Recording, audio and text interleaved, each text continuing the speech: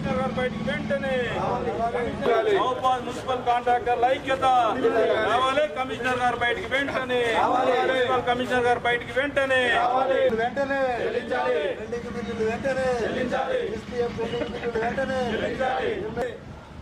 కాంట్రాక్టర్ల పెండింగ్ బిల్లులు వెంటనే కాంట్రాక్టర్ల పెండింగ్ బిల్లులు వెంటనే కాంట్రాక్టర్ల ఐక్యత. మహబూబాబాద్ మున్సిపాలిటీ పరిధిలో దాదాపు 50 కోట్ల రూపాయల మేరకు ఇక్కడ పనిచేసినటువంటి చిన్న కాంట్రాక్టర్ల బిల్లులు పెండింగ్లో ఉన్నాయి. దాదాపు సంవత్సరంన్నర నుంచి ఒక్క కాంట్రాక్టర్కు ₹1 చెల్లించిన దాఖలాలు లేవు. ఇంకా కూడా ఇక్కడ ఉన్నటువంటి అధికారులు ప్రజాప్రతినిధులు ఎవరైతే ఉన్నారో పనులు చేయిస్తూనే ఉన్నారు. కానీ కాంట్రాక్టర్ల బిల్లుల గురించి కానీ పెండింగ్లో ఉన్న బిల్లుల గురించి కానీ పట్టించుకునే వాళ్ళు ఎవరు లేరు.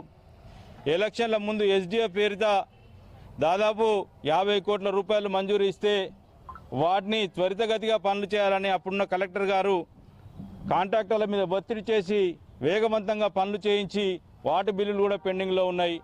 ఎమ్మెల్యేలు ఎంపీలు ఇచ్చినటువంటి ఎమ్మెల్సీలు ఇచ్చినటువంటి సిడిఎఫ్ ఫండ్ ఏదైతే ఉందో ప్రజాప్రతినిధులు వాళ్ళు చట్టసభలో ఉండేవాళ్ళు వాళ్ళు ఇచ్చినటువంటి బిల్లులు అవి కూడా వర్కులకు కూడా ఇంతవరకు ₹1 బిల్లు కూడా చెల్లించడం జరగలేదు. అదేవిధంగా మున్సిపాలిటీ పన్నులతోటి చేసినటువంటి జనరల్ ఫండ్ బిల్లులు కూడా ఇంతవరకు కూడా చెల్లించలేదు.